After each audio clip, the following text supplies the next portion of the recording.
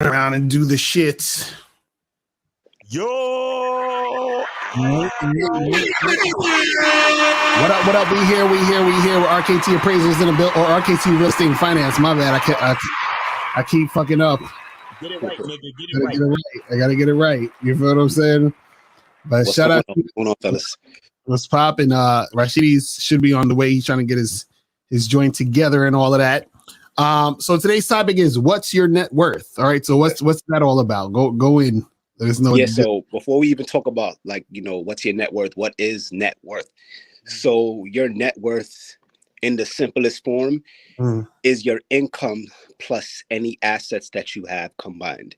That is your net worth, right? So let's say, for example, you have you're making $60,000 a year, but you also own your car, which is like $20,000, and you have like jewelry that's another $25,000, $30,000. Your net worth is now $100,000. Okay. Right. So a lot of times we don't know what our net worth is. We don't even believe that we have a net worth. But the truth is, everyone has one. They just don't know what it is. You know, so the easiest way to just know that formula is literally, if you have anything that's worth any value. That can be jewelry, that can be any type of art. Like, if you know a lot of people who go to art galleries, and those paintings are worth tens of thousands of dollars. That's part of your net worth. Anything of value, anything that you consider an asset, is your net worth. So that's pretty much the gist of it. But the thing is that because a lot of people are unaware of it, they don't even know that they have a net worth. But then it goes a step deeper. What if you don't realize you have a net worth? What if something happens to you, and what happens to your net worth? What happens to your family? What happens to these things? And because people are unaware of it, because you're not conscious of it, you don't know what to do in these situations. So a lot of times we try to tell people what their net worth is, so for one, they're conscious and aware of their assets, and that they can now accumulate more because they know that these things actually exist. Like, for example, Mr. Lokari, look like you're wearing a chain right now, right? So that has value to it.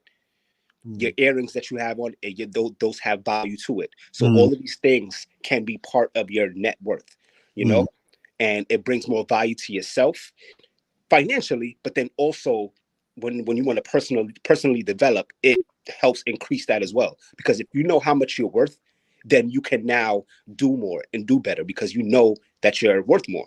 It's just that simple. Right. But that point is that a lot of people don't know any of these things, so then they never know. It's like, think about Jay-Z or Kanye West.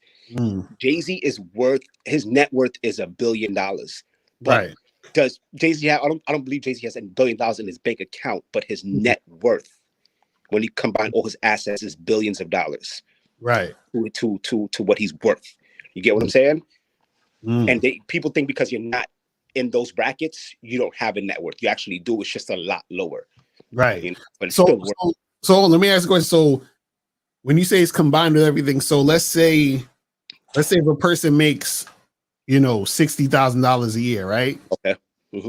And so is the 60,000 part of the net worth, or is the net worth what they have literally in the bank? No. So that's included in the net worth. So because they work, their annual income is 60,000. Right. That's a baseline of what their net worth is, because that's what they're bringing in every year. That's their income. Right. So you add the yearly income, not what you actually have at any moment. Right. Not because that can fluctuate. Right. What you can do though is, let's say if you have a savings and you have an average amount in your savings per month, you can actually include that, because that's what's tangible. It's there every single month. Right. So if the person makes 60,000 a year, but then they have literally 20,000 or 30,000. Let's say they have 30,000, in their life savings or whatever. Right. Yes. And that would be net worth is 90,000. Correct. Correct. No, that's crazy. Including, let's say if you're a homeowner, let's say if you have equity in the home, the equity in that home is part of your net worth as well. Right. Because that's an asset. Right. So all of these things combined is your net worth. Right. So when I'm, as a matter of fact, when I'm getting someone a policy, right, a life insurance policy, what I do is I calculate all of these things to consider what their net worth is. Right. Because what it is that when you have all these things combined, you're allowed 10 times the amount of coverage of your net worth. So in other words, if your net worth is $100,000, I can get you $1 million worth of coverage because you have your net worth is 100,000. Okay, so you can get like so 10% of a million is 100,000, so you can get $1 million worth of coverage because your net worth is 100,000. Correct. Oh, okay. So basically that's the good thing about the net worth is that it can get you a certain amount of coverage in that situation based off the fact that you have a certain net worth. Yes. Because and it's important to know these things because the companies are looking at it as if your net worth is a certain amount, they could give you a certain amount of coverage. So in other words, it can't be so out the loop to where you only have your net worth is 50,000, but yet you have $5 million worth of coverage. Right. It can't work like that. You get what I'm saying? So right. It has to be in certain parameters. So that's why it's important to know what your net worth is. So every time I sit down with a client, we go through a financial analysis, and based off of that financial analysis, I'm able to find out what that person's net worth is. Hence, me being able to get them the proper protection that they need based off of their net worth. And the net worth itself can fluctuate, but it's still it still has like an average base of what that individual is worth. Okay, cool. Because at first I remember I thought net worth was strictly like what you literally have, like the amount you have at any moment. You know what I'm saying? Like I thought. Well, yes and no, because it was like, because remember those things can change. Like you can have a certain amount. You can have a certain amount today, but then don't have that same amount 2 weeks from now. Right, because I thought when I would look at celebrities and shit, they'd be like, "Oh, their net worth is 5 million." I thought that meant they have like if I was to go into their bank account, there's $5 million in there. Absolutely not. No. Go ahead, Miles. I think you're trying to say something. No.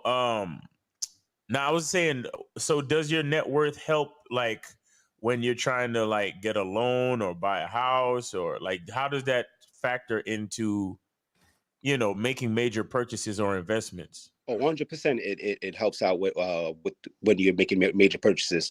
Why? Because these creditors they look at these things. The banks look at your net worth.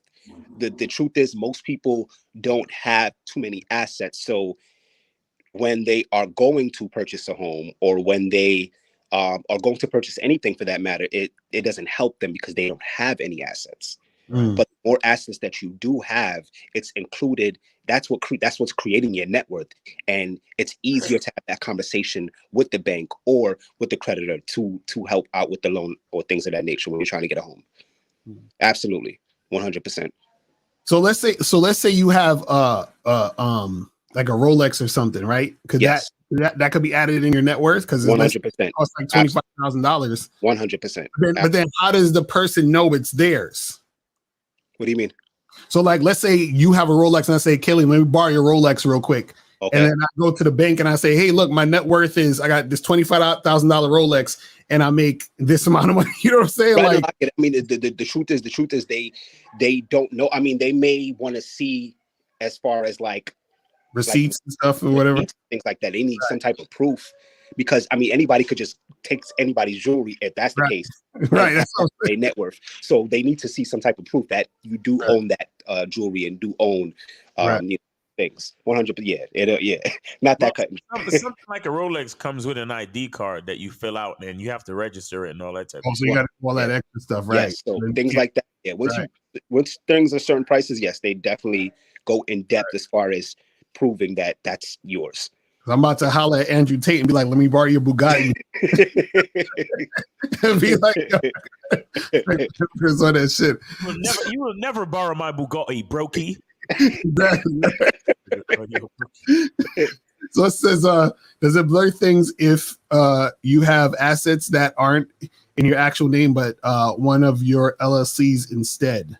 Does it blur things if you have assets that aren't in your actual name? Oh, I think he's saying like if one of your assets is in your business name, Okay, but not in your personal name. You see what I'm saying? Because then they'll like if you say, well, my net worth is $100,000, but $50,000 of it is from my business, but it's in my business name, not my personal name. How does that draw the line? You know what I'm saying? Well, then it's different because you are not your business. Right. You are not your business. So when it comes to net worth, they're talking about personally. They're not talking about the revenue. Now it's different. Now it depends. Now the real question is the income.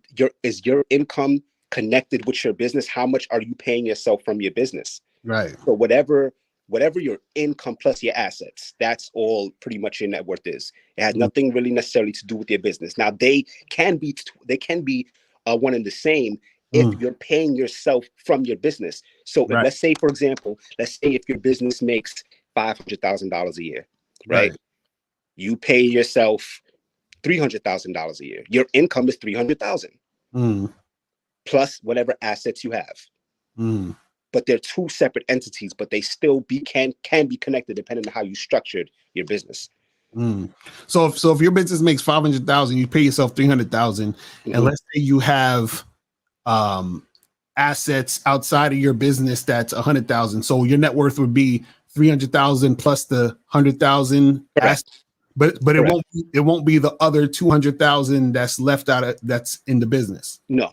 Okay. Nope. Interesting. Because remember, the business still has operating costs, monthly expenses. Those things can't be equated in your personal income. Right. Got you. That's interesting. But that's interesting because, I feel like, there's, like you said, I feel like it's important for people to know what is valuable and what is an asset so that they can add that to their net worth to help them, like Miles saying, like either get a loan or to, or for what you're talking about, whereas people can get, a different type of situation when it comes to like, what is it, like life insurance or any other things. You see what I'm saying? So absolutely. That's interesting. Absolutely. Because the thing is, like people buy jewelry all the time. People don't know how much of an asset jewelry is, the value of jewelry, but, we wear it, which is cool, but, we don't really understand how valuable it is. Like if people would really truly understand that when they have jewelry to make sure that it stays in good condition. If you need to clean it every once in a while just to keep up with if you got to get it re-dipped into gold or whatever you have to do to keep the value of it up, do so, because I know more people have jewelry than people have homes. Right. Home is a huge asset. Everybody knows real estate is a big asset. Definitely your net worth increases just because you are a homeowner and you have equity in the home, like I was stating earlier. Like I said, if you buy some type of art, if you have an art collection, those are assets as well. So these things people are just not privy to, that these are assets. And I encourage people, I challenge people to get these things because past the actual money itself, these are things that are worth value and they don't really depreciate. Oh, I got a question. So yes, let's say you buy a home. Okay. Right. Let's say the home is like, I don't know, how much is the home? Like what? Like 400,000 or something. Let's say it's that amount. Okay. Right? But let's say you haven't paid it off. You're just paying the mortgage. Okay. Right? Is the 400,000 added to your net worth? No, not the 400,000. Okay, so it's not. So that don't count. It doesn't count. No, you're just like that's just a loan or that's just what you got to pay for it, and you got. Now let's say if the house is paid off now. Right. Then it's added to your. Then it's added. Right. Gotcha. Because you don't owe anything. Oh, you don't owe anything at that point. All you're doing is paying your property tax. Right. Now at that point, you are technically a true homeowner at that point. So Mm. now that value of that home can be part of your net worth. Right. That's dope. So basically someone could, let's say somebody had like 2 houses that was like $500,000, Mhm. and they paid it off. They could basically say their net worth is over $1 million. 100%. Absolutely. Wow, that's crazy. And plus whatever income they have coming in. Right. That's dope. So you could sound like you rich and shit. You know what I'm saying? Yeah. You're like, that's crazy. Yeah, absolutely. And people don't know how vital this is, man. It's super important to know these things because I mean, that's the society we live in. You know, we're prejudged off of the things and you know, things that we have. So it's important to know that these, utilize these things and do your best to increase your net worth by having these things, own a home.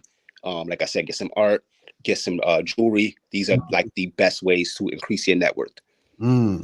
So basically a person could kind of have a net worth of like $500,000 but still be broke. Oh, 100%. Absolutely.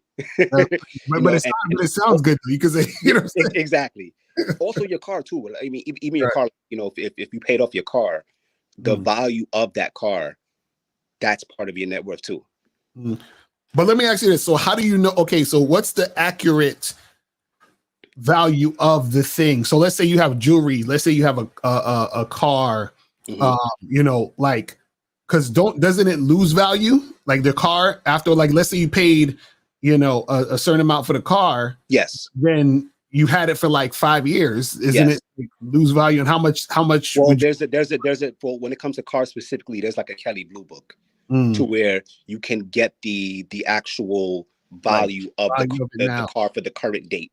So then, in other words, you know what I'm saying? So like if we're in 2023, let's say the car is a 2019, so it's a 4-year-old car, and let's say it was a $40,000 car. Right. But now that it's 2023 and you got it in 2019, it's not going to be worth 40,000. It might be worth 35 or something, 30,000. You get what I'm saying?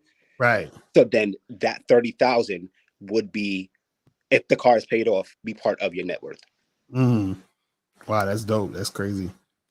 That's interesting. The whole thing, because I remember I was like thinking, like net worth was literally, how much you have, like at any point. Yeah. But yeah, that's interesting to know, and I think that this is why it's good that we have shows like this, because 100%. When we do shows like this, there's a lot of stuff that I still don't even know. I'll be like, word? I'm like, and I feel like there's a lot of people who don't know it either. Right. And that and now that when you do know it, it's like, okay, cool. I understand this. So then therefore I can have a better situation going forward if I'm trying to get life insurance or to make certain things happen. That's dope. Absolutely. Absolutely. So are you frozen? I think you might be still frozen. I'm still frozen out here. So Rashidi, try to come back on and just use your audio. Don't put the video on, because maybe the video is taking up too much bandwidth or some shit. You know what I'm saying? Right. Let me try to drop him back down real quick. Yeah. We can make that happen. Angela says, "Are you guys brothers?" Yeah, we are. Why are you always asking all these He love asking personal questions like it's gonna fucking help them, bro. Like asking about money that's gonna fucking help you. Right. Like you got Kaleem here. He's an expert, and you guys are, wasting time asking questions. Do you guys like whipped cream on your ice cream? Oh my god. Fucking y'all niggas are oh man. Now, but I think overall, I think it's important just to take baby steps into where you want to be, because like I said, everybody's goal is different, right? Some people just want to make 6 figures. Some people want to make 7. Some people want to make 8.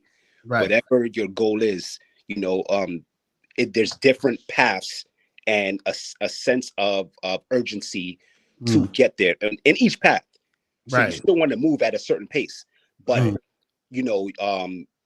depending on what your goal is, like I said, me and Rashidi could definitely help each and every individual out there get to their goal and whatever that may be. But it's important to be educated on it, so then you can take the proper steps and getting there a lot faster. That's right.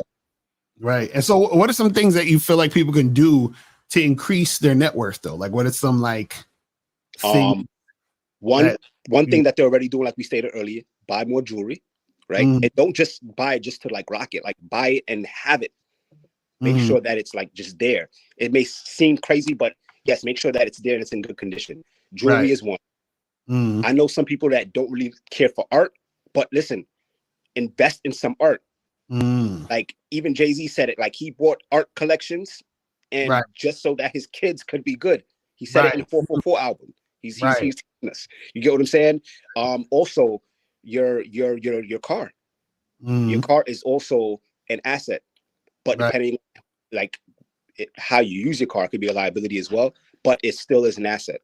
So jewelry, art, cars, homes, those are the things that are attainable and that can be purchased within a year or two. Right. If you really like focus, budget correctly, and go to RKT Real Estate Finance, will help you budget yourself properly to the point where now you can obtain these things, because these are things that are going to be worth money no matter what. That's why they call it an asset in the first place. It holds value. So these are just off the top, those 4 things anybody can get. Anybody can get. That's dope. That's dope. And also would you say saving money also adds to it too? Because if you have like, let's say you've been saving money for years and you got a big chunk of money, that just adds to the net worth, right? So yes, I think that's super important. Yes, saving money as well. Definitely. I would say depending on how much you're saving though, it makes the biggest difference if where you're saving, because remember the most people are where they're going to save, where they're going to put their money in the bank, right? But it's not really growing as much. Right. So depending on how much you're saving, in all honesty, if you have over $40,000 in the bank, right, then now your money should be going to be allocated in other places. It should be allocated into one like we know about, the life insurance policy. Why? Because now you're getting gains and interest with your money. Right. So it's good to save, but then once you save to a certain point, you got to start saying to yourself, wait a minute, I'm saving a lot of money, but then my money's not growing. So some of this money has to go somewhere else so it can grow. So my money is worth saving now. Right. That's dope. That's dope. So it says, does your net worth also come into play when getting a loan, whether it be from the bank or hard money loan for real estate purposes? I think we answered that, right? Yes. Right. Yes, it is. Absolutely. It does. Absolutely. Now, what it does, it's not going to like disqualify you from the loan or anything like that, but it helps. It's an addition to. It just looks better for you. It just betters your chances. Right. Because if they say you have a higher net worth, then you probably would you get like a bigger loan, or you can get a bigger loan in that situation. It's possible. It's possible. They would definitely consider that, just because you're and they're not just gonna go off your word. Remember, like I said, you still got to show proof of these things. But yes, it just looks better. Like even if I'm like when I'm sitting out with a client, we fill out that application, right? The more things that they have of value, the better it looks to the insurance company. Right. There's no difference when it comes to when you want to get a loan from a bank. And that's just like, that's almost anything. If I'm loaning you something, if I know that you're good for it, why wouldn't I loan it to you? Right. That's real shit. So it says, I noticed y'all are persistent on leaving your parents' home after 18. What would you say is the age where you have to be out of your parents' home, even when you're saving up? That's a myth. So here's the thing. You leave. Here's the real answer. Leave when it makes sense. For some people, it doesn't make sense to leave at 18. Here's the reason why. One, you just finished high school. What do you know about life at 18? You know nothing about life. You leave at 18, it's a high chance by 21 you'll be back at your parents' house. Right. Because you have no real life experience. Right. So what do I say? I say save up enough money before you leave. And what's enough money? It, like I said, just depends on what your plans are, what your goals are. If I have to just throw a figure out there, right? In my opinion, if you don't have at minimum $25,000 to $30,000 saved up, you shouldn't be going anywhere yet. In my opinion. Real shit. Where are you going? You know, and because what happens is this. Keep in mind, when you leave your parents' home, you are now signing up for your own set of bills. Right. You are now signing up to do everything on your own. That's why they call it apartment. You are mentally separating yourself from the household. Oh, so shit. Everything that you dropping bars. Everything that was once a collective is now isolated, and you're doing it on your own. So you have to prep yourself for that. And so if you have to stay at your mom's house until you're 25, but don't, I want to be clear. If you're staying at your mom and your parents' house until you're 25, that doesn't give you an excuse to be lazy, sit around and do nothing, and wait on your moms and your pops to do everything. This is the time where you get your affairs in order, because your parents are giving you the time to get it together. So from 18 to 25, that's 7 years. If you don't have it together in 7 years, then you're playing around at that point. Right. Shit, I wish when I was 18, I started like really, like, you know what I'm saying, focusing and saving up and doing it. Because imagine, you know what I'm saying? Because like niggas is in their 40s now. So imagine from 18 to 40, imagine you had, you know, the life insurance shit from 18 to 40. You see what I'm saying? Like, it's like, seriously, you could literally be, to a degree, living off of that. Right. Living off your cash value itself. Because it would have accumulated a 20-year time frame for that cash value to accumulate. Absolutely. You can literally be living off that. I just think people got the wrong idea when it comes to moving out. And here's the thing, even if you are going to move out, here's another question. Are you moving out on your own? Are you getting roommates? These things matter, because the goal always is to have income, and the goal is to be saving. The goal is to be investing. If you are moving out just so that you can say that you have your own place, that ain't it. Right. But I want to say this. This because he's saying, because a lot of these dudes, you guys, like, everything flies over your fucking heads. You know what I'm saying? Yeah, I noticed y'all persistent about leaving your parents' home after 18. I don't know where you got that from. Yeah. I don't know where. I mean, because I know on the show that you did the other day with Steve the Dean, I think there was a guy that he said he was 25 or 28, some shit. But he was giving his mom $500 a month for 7 years. And y'all remember y'all did the math or some shit like that. For like 40,000, yeah. 1,000.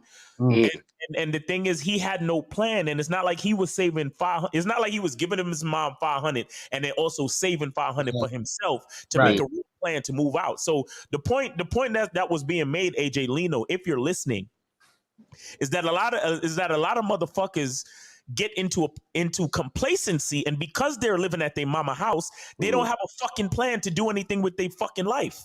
Right. Exactly. And you giving your mama money so you can stay at the crib, but you're not really doing anything to make a plan for your life. So like Kaleem said, move out when it makes sense. But the thing is, your life also has to make sense. Right. A lot of cats just be like falling into this fucking complacency. Like, oh, well, you know, my mom's always going to be there for me. She ain't never going to tell me no. And again, instead of you actually saving up some money, and even if you're not going to move out of your mom's house, let's just say you saved up money just to buy real estate. So you're going to stay at your mom's house, but you're going to buy some property and rent it out while you stay at your mom's house. Whatever. Right. But we be talking to these cats and they have no fucking plan. So it's not about us telling y'all, oh, once you 18, you better get the fuck out your mom's house. No, the point is to have a goddamn plan. And the problem is niggas don't have no fucking plan. Niggas do shit without really thinking. Right. You understand? Everybody want to fuck, but they forget, well, nigga, your hips got to work. Right. You know, like everybody want to fucking play in the NBA, but don't want to do no drills. Like, yeah.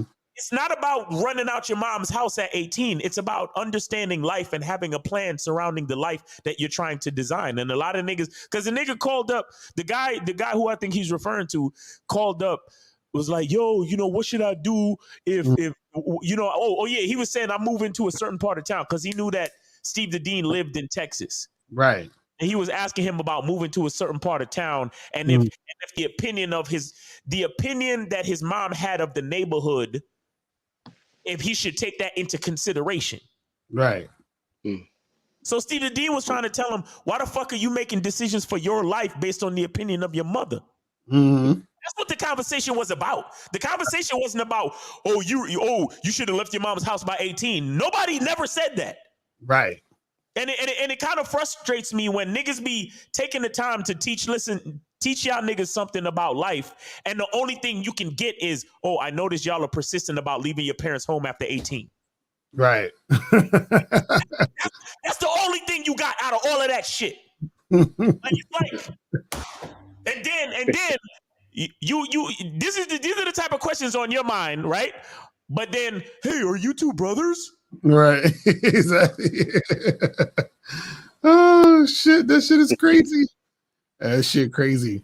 But yeah, man. But anything else? Any last things? Any last words you want to say? If anyone who's, what I would say is that most people, like I said, don't know their net worth. I don't care about being right. I want to be effective. I want to help people. Right. Mm-hmm. So I want you guys to book a consultation. Right. Myself and Rashidi will go over your finances, and we can help you put yourself in a better position. Just contact RKT Real Estate and Finance, and we'll take it from there. Book that consultation, or call the number at the bottom, 973-420-5028, and we'll talk from there. And you know what else too? Add to your net worth so you got enough money to buy your tickets to Vegas, nigga. You know what I'm saying? Buy your tickets to Vegas, man. Let me put the link in the chat, man. All y'all cats who, you know what I'm saying? I know this ain't the show for it, but we got to promote this Vegas shit. Sorry. Exactly. When are you guys going to Vegas? It's gonna be Labor Day weekend. Labor Day weekend. Yeah. Yeah. Okay. Because it's funny. I'm gonna be in Vegas in August. The first week of August. Okay. Week of August. I just stay for the month. Until September 3rd. You come I'll fly back out. Yeah, come through. That should be dope. If you really are, let me know, because I got to put you on the guest list and shit. Seriously. Okay, we'll talk more about it. Yeah. All right. That's what's up. All right, so man, we appreciate everybody tuning in. You feel what I'm saying? And we holla at y'all later. Remember, the truth is inside you. Peace. We going.